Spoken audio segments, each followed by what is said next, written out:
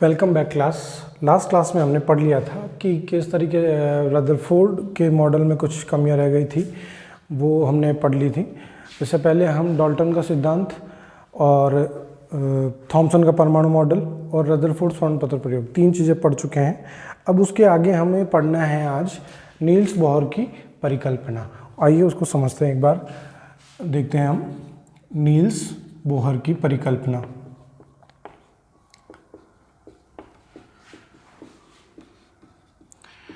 चलिए इसकी शुरुआत करते हैं।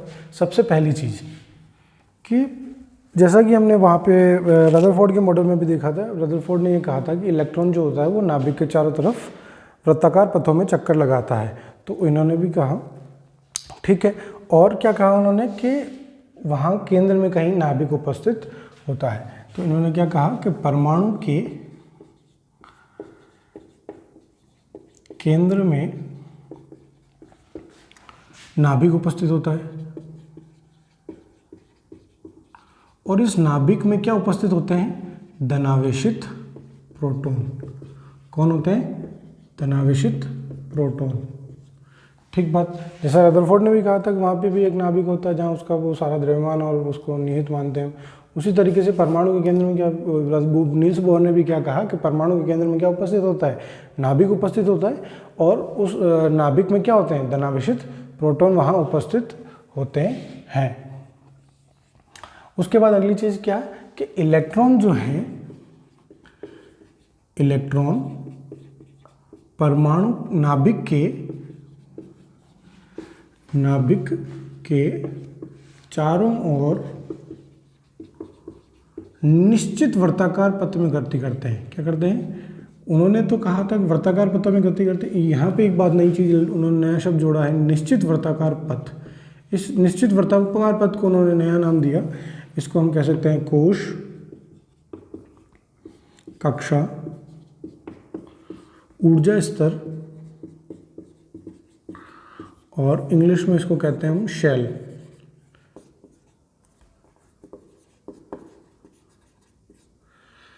ठीक है। तो इस निश्चित इलेक्ट्रॉन क्या करते हैं? नाभिक के चारों ओर वृत्ताकार पथों में, निश्चित वृत्ताकार पथों में गति करते हैं और इन निश्चित वृत्ताकार पथों को क्या कहते हैं? कोश, कक्षा, ऊर्जा स्तर या शेल। अब इस निश्चित शब्द का मतलब क्या हुआ कि इन निश्चित वृत्ताकार पथों की ऊर्जा क्या होगी? निश्चित होगी। ऊर्जा क्या होगी? इनकी निश्चित होगी। कि भाई जिस इलेक्ट्रॉन की ऊर्जा इनके, जैसे मान लीजिए कि एक्स कोई ऊर्जा, कोई कोश है जिसकी ऊर्जा जो है वो x है, तो जिस इलेक्ट्रॉन की ऊर्जा x के बराबर होगी वही वाला इलेक्ट्रॉन उस ऊर्जा में गति कर सकेगा। अगर उससे कम या ज़्यादा होगी तो वो उसमें गति नहीं कर सकेगा। तो क्या मतलब हुआ इस बात का कि किसी भी कोश में गति करने के लिए, इलेक्ट्रॉन को गति करने के लिए उस ऊर्जा स्तर के बराबर की ऊर्जा का होना आवश्यक है। समझ में आ गई बात? चलिए कैसे, इसको एक बार समझते हैं जरा। जैसे मान लीजिए हमारा नाभिक है, ठीक है। नाभिक के चारों ओर ये वृत्ताकार पथ है।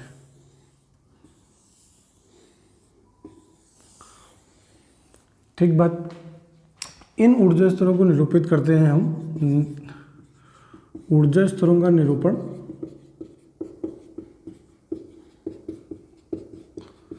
इनका निरूपण करते हैं हम n से, स्मॉल n से। स्मॉल n की वैल्यू क्या हो सकती है? 1 हो सकती है, 2 हो सकती है, 3 हो सकती है, 4 हो सकती है। कैसे देखेंगे? जैसे ये क्या है? सबसे पहला ये n बराबर 1, फिर ये n बराबर 2, फिर ये n बराबर 3 और ये n बराबर 4। इस तरीके से इनको भी क्रमागत रूप से हम इस तरीके से लिख सकते हैं। जैसे इसको कैपिटल K, L, फिर M और फिर N। इसको क्या कहेंगे हम? कैपिटल K, कैपिटल L, फिर कैपिटल M और कैपिटल। इस तरीके से भी हम इसको निरूपित कर सकते हैं। अगली चीज़ क्या है कि जैसे जैसे क्या होगा कि हम नाभिक से दूर होते जाएंगे, ठीक है, जैसे जैसे हम नाभिक से दूर होते जाएंगे वैसे वैसे क्या होता जाएगा? ऊर्जा स्तर की ऊर्जा भी क्या होती जाएगी? बढ़ती जाएगी।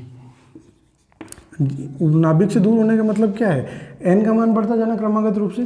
तो जैसे जैसे क्या है कि n का मान बढ़ेगा, n का मान बढ़ेगा, वैसे वैसे ही क्या होगा?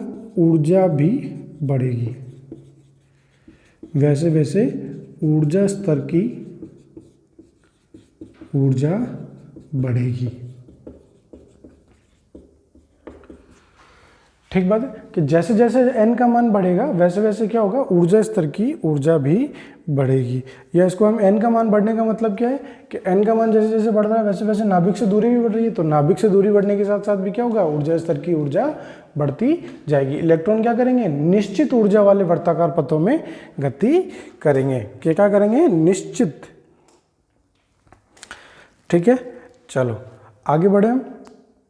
ठीक है, ये चार बिंदु तो हो गए कि परमाणु केंद्र में क्या होता है, नाभिक धनावेशित, नाभिक में क्या उपस्थित होते हैं, धनावेशित प्रोटॉन उपस्थित होते हैं। उसके बाद क्या है, नाभिक के चारों ओर क्या करते हैं, इलेक्ट्रॉन निश्चित वर्ताकार पथ, निश्चित त्रिज्या के निश्चित वर्ताकार पथों में इलेक्ट्रॉन घूमते हैं। इन निश्चित ऊर्जा वाले पथों को क्या कहते हैं हम, कोश, कक्षा, ऊर्जा स्तर या शैल। इन ऊर्जा स्तरों का निरूपण हम स्मॉल n से करते हैं, 1 2 3 4 5, और इनको रेस्पेक्टिवली कैपिटल KLMN लिखते हैं। और उसके बाद क्या है कि जैसे जैसे n का मान बढ़ेगा वैसे वैसे ऊर्जा स्तर की ऊर्जा भी बढ़ेगी। इसके आगे की एक इम्पॉर्टेंट बात देखते हैं कि वे ही इलेक्ट्रॉन ऊर्जा, मतलब अब क्या है कि किसी इलेक्ट्रॉन के इन ये जो चारों ओर ऊर्जा स्तर है, इनमें इलेक्ट्रॉनों के घूमने के लिए कुछ शर्त हैं। अब वो शर्त क्या है, वो शर्त है कि MVR = NH/2π। अब ये क्या है बोला, इसको देखते हैं। m का मतलब तो है इलेक्ट्रॉन का द्रव्यमान। ठीक बात। v क्या है, इलेक्ट्रॉन का वेग। r क्या है, r है उस वर्ताकार पथ की त्रिज्या। क्या है ये r, ऊर्जा स्तर की त्रिज्या। h क्या है, h है प्लांक नियतांक। 2π हम जानते हैं। n क्या है, n निरूपित करता है ऊर्जा स्तर को। अब पहली बात तो समझते हैं ये क्या है, MVR = क्या है, NH/2π। अब यहाँ हमने देखा कि m क्या है, इलेक्ट्रॉन का द्रव्यमान, v क्या है, इलेक्ट्रॉन का वेग, r क्या है, ऊर्जा स्तर की त्रिज्या, और h क्या है, प्लांक नियतांक, और n क्या है, ऊर्जा स्तर है। ठीक है, अब समझ में। अब इसका मतलब क्या है, इसका मतलब पहले हम देख लेते हैं कि ये क्या है। पहले तो इसका मान होता है 6 नियतांक का मतलब क्या होता है, जिसकी वैल्यू क्या होती है, फिक्स होती है। फिक्स होने का मतलब क्या है, 6.626 × 10⁻34। ठीक है, चलिए, तो ये तो हो गया प्लांक नियतांक। इसकी वैल्यू, h की वैल्यू हमेशा फिक्स रहेगी। जैसे पाई की वैल्यू फिक्स रहती है उसी तरीके से क्या है, h की वैल्यू भी क्या रहेगी, फिक्स रहेगी। ये तो हमारा एक फॉर्मूला हुआ। अब इसको समझते हैं कि ये है क्या। MVR का मतलब होता है कोणीय संवेग। कोणीय संवेग, जैसे कक्षा 9 में आपने पढ़ा होगा कि संवेग क्या होता है, संवेग तो होता है द्रव्यमान गुणा वेग, m गुणा v। उसी तरीके से कोणीय संवेग होता है। कोणीय संवेग का मतलब क्या होगा, उसको हम त्रिज्या से गुणा कर देंगे, MVR। r क्या है जहाँ पे, त्रिज्या, पथ की त्रिज्या। ठीक है, तो कोई भी इलेक्ट्रॉन जो इन वर्ताकार पथों में घूमेगा तो उस इलेक्ट्रॉन के कोणीय संवेग का मान क्या होना चाहिए, h/2π के पूर्ण गुणज होना चाहिए। पूर्ण गुणज का मतलब क्या है कि n का मान पूर्ण गुणज होने का मतलब क्या है कि n का मान क्या होगा, ये एक पूर्णांक होगा। ये n क्या है, पहले वैसे ऊर्जा स्तर है। ऊर्जा स्तर की संख्या हम कैसे लिखते हैं, 1 2 3 4 5, मतलब ये सारी क्या है, प्राकृत संख्या है। ये क्या है, प्राकृत संख्या है। क्या यहाँ कोई फ्रैक्शन वाली या भिन्न वाली कोई संख्या की नहीं है। तो इसका मतलब क्या है कि किसी भी इलेक्ट्रॉन के वर्ताकार पथ में, निश्चित वर्ताकार पथ में घूमने के लिए क्या होना जरूरी है कि उसका, इस इलेक्ट्रॉन के कोणीय संवेग का मान h/2π के पूर्ण गुणज होना जरूरी। पूर्ण गुणज का मतलब क्या है कि वो संख्या n क्या होगी, पूर्ण गुणज होगी, कोई नंबर होगा n। पूर्ण गुणज का मतलब क्या होगा कि कोई उसका मल्टीपल होना चाहिए, उसका गुणज होना चाहिए, मतलब 1 से 2, 1 गुना, 2 गुना, 3 गुना, 5 गुना, 7 गुना, 10 गुना, इस तरीके से।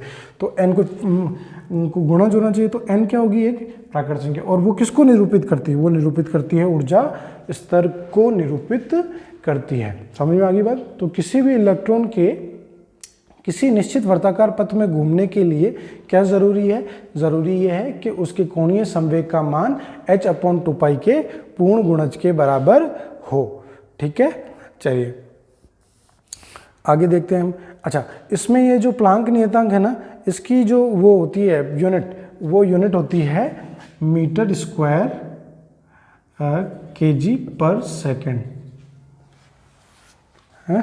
मीटर स्क्वायर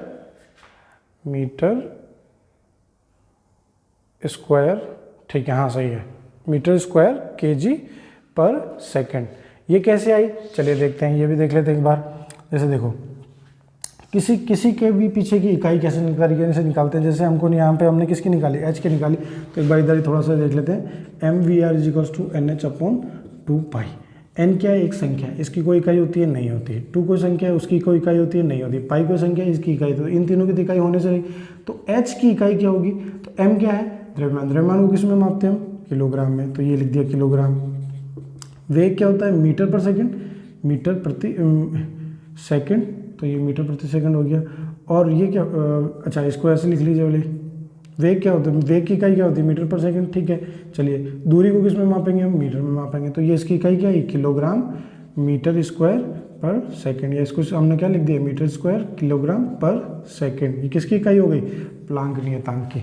इस तरीके से हम क्या कर सकते हैं, किसी भी फॉर्मूला में कोई उसकी इकाई निकाल सकते हैं। तो अब तक हमने 5 बिंदु पढ़ लिए, और अंतिम बिंदु क्या था कि किसी भी इलेक्ट्रॉन का अगर कोणीय संवेग जो है mvr जो है वो अगर h/2π का पूर्ण गुणज हुआ तो ही वो इलेक्ट्रॉन उस कक्षा में गति कर सकेगा। ठीक है, चलिए इसके आगे की अब बात पढ़ते हैं हम। क्या हुआ? ये तो हो गया हमारा। चलिए ठीक है, क्लियर करते हैं इसको। ये सारी चीज़ें आई होप क्लियर आ गई। कुछ चीज़ थोड़ी सी इसमें परेशानी आपको आ सकती है, लेकिन क्योंकि ये थोड़ा सा नया है। बाकी इसके अलावा किसी चीज़ में परेशानी नहीं होगी। इसको आप दूसरी बार पढ़ेंगे तो आपको आराम से ये समझ में आ जाएगा। ठीक है, चलिए आगे पढ़ते हैं हम।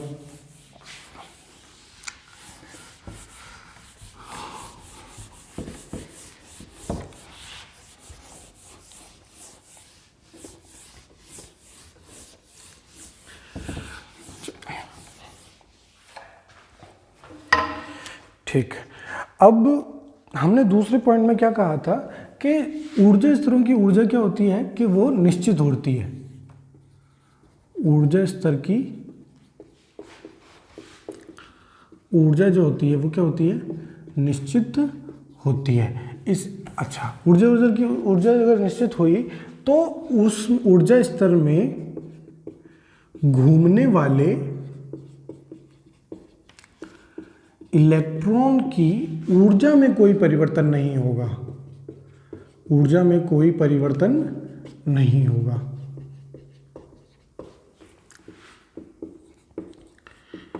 कैसे इसको समझते हैं जरा।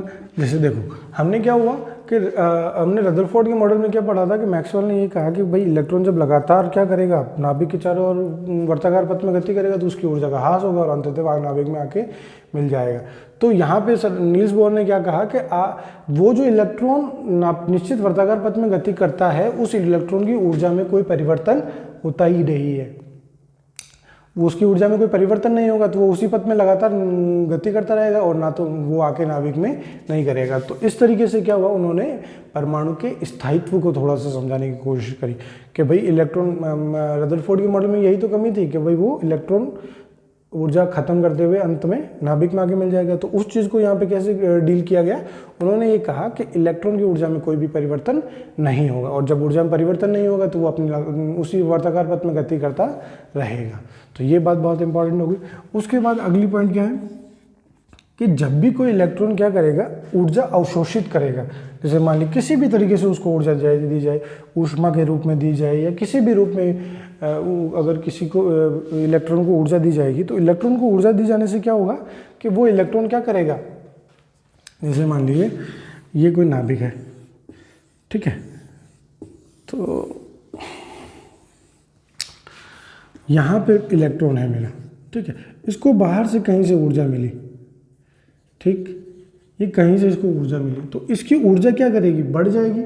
तो अगर इसकी ऊर्जा, जैसे मान लीजिए इसकी ऊर्जा मान लीजिए कि कुछ है 13 किलोवाट, 13 इलेक्ट्रॉन वोल्ट, इतना मान लीजिए, या कुछ भी मान लीजिए, कुछ 13 इलेक्ट्रॉन वोल्ट है, और इसकी मान लीजिए 18 इलेक्ट्रॉन वोल्ट है ऊर्जा। अब 13 इसको, अब इसको अगर बाहर से इतनी ऊर्जा मिले कि ये इस कक्ष में पहुंच जाए, या आप इसको इतनी ऊर्जा दो कि इसकी ऊर्जा इतनी बढ़ा दो कि ये इसकी 18 के बराबर हो जाए, तब तो ये इसमें गति नहीं कर पाएगा। तो ये क्या करता है, इलेक्ट्रॉन निश्चित ऊर्जा ग्रहण करके क्या करता है, अपने से ऊपर वाले ऊर्जा स्तर में पहुंच जाते हैं। तो इसका क्या मतलब हुआ कि इलेक्ट्रॉन जब ऊर्जा अवशोषित करता है तो वह क्या करेगा, चले जाता है, वह अपने से उच्च ऊर्जा स्तर में चला जाएगा। ठीक है, और इसी तरीके से अगर कोई इलेक्ट्रॉन, ठीक है, और अगर कोई इलेक्ट्रॉन यहाँ पे है और ये ऊर्जा उत्सर्जित कर रहा है, ये ऊर्जा क्या कर रहा है, उत्सर्जित कर रहा है, ऊर्जा उत्सर्जन। अगर कोई इलेक्ट्रॉन ऊर्जा उत्सर्जित करेगा तो ये क्या करेगा, ये अपने से नीचे वाले ऊर्जा स्तर में चला जाएगा। ये दो बिंदु है, 7वां और 8वां दो बिंदु हैं कि 7वां पॉइंट क्या है कि अगर कोई इलेक्ट्रॉन क्या करेगा, ऊर्जा ग्रहण करेगा, ऊर्जा अवशोषित करेगा, तो वह क्या चला जाएगा, वह अपने से उच्च ऊर्जा स्तरों में चला जाता है। और इसी तरीके से क्या है कि इसका अपोजिट क्या होगा, अगर कोई इलेक्ट्रॉन ऊर्जा उत्सर्जित करेगा तो वो क्या करेगा, वो अपने से निम्न ऊर्जा स्तर में चला जाता है। तो पहली बात तो क्या कि अगर इलेक्ट्रॉन ऐसे घूम रहा है, उसको कहीं से ऊर्जा नहीं मिल रही, तो वो अपने निश्चित वर्ताकार पथ में गति करता रहेगा। अगली बात क्या, अगर वो कहीं से ऊर्जा उसको मिल रही है और वो ऊर्जा अवशोषित कर रहा है, तो एक निश्चित ऊर्जा की मात्रा अवशोषित करके वो क्या चला जाता है, अपने से उच्च ऊर्जा स्तर में चला जाता है। और इसी तरीके से क्या है कि अगर कोई उच्च ऊर्जा स्तर में है और वो अगर वो ऊर्जा उत्सर्जित करेगा, तो ऊर्जा उत्सर्जित करने से क्या होगा कि वो अपने से नीचे वाले निम्न ऊर्जा स्तर में चला जाएगा।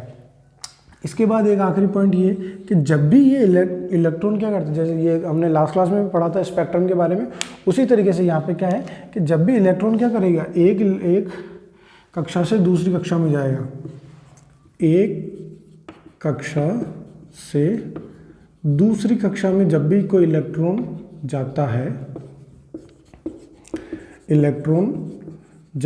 तो वो क्या करता है, रैखिक स्पेक्ट्रम का निर्माण करता है। मतलब क्या होता है, जब आप इसको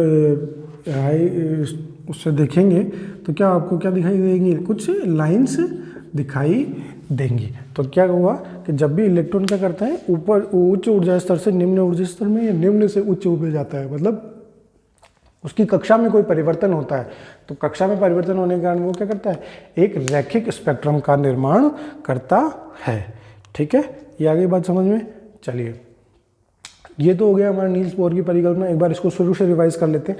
सबसे पहला पॉइंट क्या था कि नाभिक के चारों ओर क्या होता है, परमाणु का केंद्र में क्या उपस्थित होता है, नाभिक उपस्थित होता है, और उस नाभिक में क्या होते हैं, प्रोटॉन होते हैं। ठीक है, उसके बाद हमने क्या कहा, अगली चीज़ कि नाभिक के चारों ओर इलेक्ट्रॉन क्या करते हैं, निश्चित त्रिज्या वाले निश्चित वर्ताकार पथों में गति करते हैं। निश्चित त्रिज्या के निश्चित वर्ताकार पथों में गति करते हैं। और निश्चित वर्ताकार पथों को क्या कहते हैं हम, कोश, कक्षा, ऊर्जा स्तर या शैल, ये सब उनको कहते हैं। अगला पॉइंट था उनका निरूपण, हम स्मॉल एन से उसको निरूपित करते हैं। Small N 1 2 3 4 KLMN, capital KLMN। ठीक है, अब जैसे जैसे क्या है, नाभिक से दूरी बढ़ती जाएगी, वैसे वैसे एन का मान बढ़ता जाएगा, और जैसे जैसे एन का मान बढ़ता जाएगा वैसे वैसे ही ऊर्जा स्तर की ऊर्जा लगातार बढ़ती जाएगी। ये हो गया था। इसके बाद अगला पॉइंट क्या था कि अगला पॉइंट ये था हमारे कि ये जो किसी भी इलेक्ट्रॉन को किसी निश्चित कक्षा में घूमने के लिए क्या है, उसके कोणीय संवेग क्या होता है, MVR क्या होगा, NH/2π। तो क्या H/2π का पूर्ण गुणज होना चाहिए। पूर्ण गुणज होना चाहिए मतलब n क्या होना चाहिए, एक पूर्णांक संख्या, और वो पूर्णांक संख्या क्या होगी, उसका उस इलेक्ट्रॉन का ऊर्जा स्तर होगा। ठीक है, जहाँ m क्या है इलेक्ट्रॉन का मास है, v क्या इलेक्ट्रॉन का वेग है, r क्या उस वर्ताकार पथ की त्रिज्या, h क्या प्लांक नियतांक जिसका मान होता है 6.626 गुणा 10⁻⁻34 किलोग्राम मीटर स्क्वायर प्रति सेकंड, जो जिसकी प्लांक नियतांक की इकाई है। ठीक है, तो ये n का मान क्या है, n क्या होता है, n ऊर्जा स्तर होता है, और 2π की वैल्यू तो हम जानते ही हैं। चलिए, ये तो हो गया था कोणीय संवेग। इसके बाद क्या था कि ऊर्जा स्तर की ऊर्जा क्या होती है, निश्चित होती है। और इसमें क्या है कि इन निश्चित ऊर्जा इसमें क्या है कि जो इलेक्ट्रॉन इनमें घूमेंगे उनकी ऊर्जा क्या होगी, निश्चित होगी, उनकी ऊर्जा में कोई भी परिवर्तन नहीं होगा। अगर मान लीजिए किसी केस में किसी इलेक्ट्रॉन को कहीं बाह्य रूप से ऊर्जा दी जा रही है, तो वो क्या चला जाएगा, वो अपने से उच्च ऊर्जा स्तर में चला जाएगा। और अगर किसी इलेक्ट्रॉन को कम ऊर्जा दी जा रही है, तो वो क्या होगा, अपने से निम्न ऊर्जा स्तर में चला मतलब कोई इलेक्ट्रॉन क्या, अगर कोई इलेक्ट्रॉन ऊर्जा त्याग रहा है, ऊर्जा का उत्सर्जन कर रहा है, तो वो अपने से निम्न कक्षा वाले इलेक्ट्रॉन में, निम्न कक्षा में इलेक्ट्रॉन चला जाएगा। और लास्ट पॉइंट क्या था कि जब भी कोई इलेक्ट्रॉन एक कक्षा से दूसरी कक्षा में जाएगा तो वो क्या करेगा, रैखिक स्पेक्ट्रम का निर्माण करेगा। तो जब इसको माइक्रोस्कोप से देखेंगे तो हमको कुछ लाइंस बनी हुई दिखेंगी, तो उन लाइंस को क्या कहते हैं, हम स्पेक्ट्रम कहते हैं। तो ये हो गया हमारा नील्स बोहर का मॉडल। तो अब चलिए, अब तक हमने सारे मॉडल्स की कुछ कमियां पढ़ी थी, तो उसी तरीके से इस मॉडल में भी कुछ कमियां रही होंगी। उन कमियों के बारे में डिस्कस कर लेते हैं हम।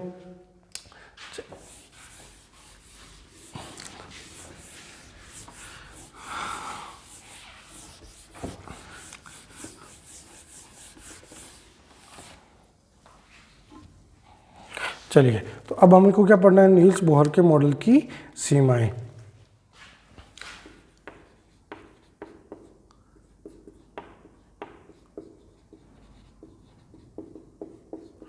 सीमाएं या कमियां, इसको किस तरीके से समझें। सबसे पहली चीज, ये क्या नहीं कर सका कि जैसे हाइड्रोजन का परमाणु क्रमांक कितना होता है, एक, उतने ही उसमें क्या होते हैं, इलेक्ट्रॉन होते हैं, एक ही इलेक्ट्रॉन होता है, एक ही प्रोटॉन होता है, और उसमें तो कोई न्यूट्रॉन होता ही नहीं है। तो हाइड्रोजन क्या है, आवर्त सारणी का एकमात्र ऐसा तत्व है जिसमें कोई न्यूट्रॉन है ही नहीं। हाइड्रोजन के दूसरे समस्थानिक हैं उनमें होता है, लेकिन केवल हाइड्रोजन में नहीं होता है। ठीक है, तो ये क्या नहीं कर सका कि ये हाइड्रोजन के अलावा किसी भी परमाणु के स्पेक्ट्रम की व्याख्या नहीं कर सका। ये क्या नहीं कर सका कि उनके स्पेक्ट्रम की क्या, ये क्या नहीं कर सका कि एक से अधिक इलेक्ट्रॉन वाले परमाणु, एक से अधिक इलेक्ट्रॉन वाले परमाणुओं की संरचना की व्याख्या नहीं कर सका। संरचना की व्याख्या नहीं। एक से अधिक मतलब एक तो किसका है, एक इलेक्ट्रॉन तो किसमें होता है, एक केवल हाइड्रोजन में होता है। तो ये केवल क्या कर सका, केवल हाइड्रोजन के बारे, हाइड्रोजन की परमाणु संरचना को ही एक्सप्लेन कर सका। इसके अलावा और किसी और परमाणु पर ये मॉडल जो है वो लागू नहीं होता है। एकमात्र ये हाइड्रोजन ही है। तो हाइड्रोजन के आवर्त सारणी का एकमात्र ऐसा तत्व है जिसमें कोई न्यूट्रॉन नहीं है। ठीक है, चलिए, ये तो हो गया हमारा यहाँ पे कि भाई एक से अधिक इलेक्ट्रॉन। इसके आगे की चीज़ क्या है कि ये एक परमाणुओं से भिन्न, जैसे हमको पता है कि अणु की परिभाषा क्या होती है, जब दो या दो से अधिक परमाणु मिलकर संयोजित होकर क्या करते हैं, अणु का निर्माण करते हैं। तो ये परमाणुओं से अणु के निर्माण की व्याख्या नहीं कर, परमाणु से अणुओं के निर्माण की व्याख्या नहीं कर सका कि भाई अणु का निर्माण कैसे होता है। हमारे आसपास प्रत्येक चीज़ जो वो क्या है, अणु ही है। तो उस अणु के निर्माण की प्रक्रिया को ये स्पष्ट नहीं कर सका कि बहुत सारे परमाणु, थोड़े दो या दो से अधिक परमाणु मिलेंगे और अणु का निर्माण करेंगे। तो ये अणु के निर्माण की प्रक्रिया जो है उसकी प्रक्रिया की व्याख्या नहीं कर सका था। और उसके बाद एक पॉइंट और क्या था कि जैसे हमने कहा था कि स्पेक्ट्रम बनता है। तो स्पेक्ट्रम कैसे बनता है, स्पेक्ट्रम कब बनता है, जब वो इलेक्ट्रॉन क्या करता है, एक अपनी कक्षा को छोड़कर जब दूसरी कक्षा में जाता है, वो हो सकता है अपने से ऊपर वाली कक्षा में जाए, हो सकता है वो अपने से नीचे वाली कक्षा में आए। तो जब भी कोई इलेक्ट्रॉन ऊर्जा ग्रहण करेगा अथवा त्यागेगा तो क्या होगा, वो अपने से उच्च या निम्न ऊर्जा स्तर में जाएगा। तो उच्च या निम्न ऊर्जा स्तर में तो इसने तो ये कहा कि ये जो स्पेक्ट्रम बनता है रैखिक बनता है। रैखिक बनने का मतलब ये एक लाइन बनेगी मोटी सी, ठीक है। अब ये पूरी भरी हुई होगी, ठीक है, ये डार्क इस तरीके से होती है। लेकिन जब आप उसको उच्च क्षमता वाले माइक्रोस्कोप से देखेंगे तो क्या होता है कि ये जो स्पेक्ट्रम है ये ऐसे अलग अलग लाइनों में दिखाई देता है। इन लाइनों के ये क्या बोलते हैं, ये अलग अलग लाइनों में दिखाई देता है। तो लाइनों में दिखाई देता मतलब कुछ गैप है। तो इस गैप को एक्सप्लेन नहीं कर सका था। ऐसे दूर से देखेंगे तो ये पूरा एक जैसा ही लगेगा, ठीक है। लेकिन जब आप उसको उच्च क्षमता वाले माइक्रोस्कोप से देखेंगे तो वो कैसे दिखाई देता है, वो उसमें क्या रैखिक, उसमें क्या बीच बीच में लाइंस दिखाई देती हैं। तो इस चीज़ को ये नील्स बोहर जो क्या है एक्सप्लेन नहीं कर सके थे। तो 3 कमियां थी यहाँ पे कि पहली बात तो क्या है कि भाई एक से अधिक इलेक्ट्रॉन वाले परमाणु के बारे में व्याख्या नहीं कर संरचना के बारे में व्याख्या नहीं कर सकता। दूसरी चीज़ क्या कि परमाणु से अणु निर्माण की व्याख्या को नहीं कर निर्माण की व्याख्या नहीं कर सका। और तीसरी चीज़ क्या कि जब इलेक्ट्रॉन के जो रैखिक स्पेक्ट्रम होता है, जो मॉडल, तो ये क्या होता है विभाजित होता है। ये क्या होता है विभाजित होता है। इनके बीच में क्या होता है गैप होता है, ये लगातार नहीं होता, मतलब इस तरीके से नहीं होता है। तो ये इनके विभाजित होने का कारण जो है, इस कारण को भी ये स्पष्ट नहीं कर सकेगा। विभाजित स्पेक्ट्रम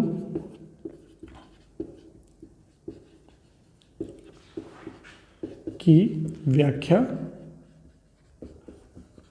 नहीं। ठीक है, तो ये नील्स बोहर के मॉडल की 3 परिकल्पनाएं थी। तो आज है हमारा चैप्टर का पहला हाफ जो है वो कंप्लीट हो गया है। इस पहले हमने क्या क्या पढ़ लिया, इस हम पहले हमने 3 दार्शनिकों के सिद्धांत पढ़े, उसके बाद जॉन डाल्टन का सिद्धांत, उसके बाद हमने थॉमसन का परमाणु मॉडल, रदरफोर्ड स्वर्णपत्र प्रयोग, उसके बाद सबसे अंत में क्या है नील्स बोहर का मॉडल। जब हम हायर क्लासेस में जाएंगे, जैसे 11th क्लास या 12th क्लास में जाएंगे, तो वहाँ पर इसको और ज़्यादा एलेबोरेट कहा हुआ है कि भाई इसको और ज़्यादा समझाया हुआ है कि ऊर्जा की त्रिज्या, मतलब ऊर्जा स्तरों की त्रिज्या किस तरीके से होगी या उनकी ऊर्जा स्तरों की ऊर्जा कितनी होगी, तो वो हम आगे की कक्षाओं में पढ़ेंगे। फिलहाल के लिए हमारे कक्षा 10 के सिलेबस में जो चीज़ें थी वो हमने इसमें पढ़ ली है। ठीक है, तो ये चैप्टर का फर्स्ट हाफ जो है, थर्ड पोर्शन जो है वो कंप्लीट हो गया। 3 पोर्शन थे, 3 में से फर्स्ट पोर्शन हमारा कंप्लीट हो गया नील्स बोहर की परिकल्पना तक। ठीक है, अब इसके बाद जो हम नेक्स्ट लेक्चर में पढ़ेंगे वो होगा तत्वों का वर्गीकरण, तत्वों का आवर्ती वर्गीकरण। वर्गीकरण का मतलब हमने पहले समझ रखा है, तो हम उसको यहाँ अगले लेक्चर में डिस्कस करेंगे। तब तक के लिए धन्यवाद।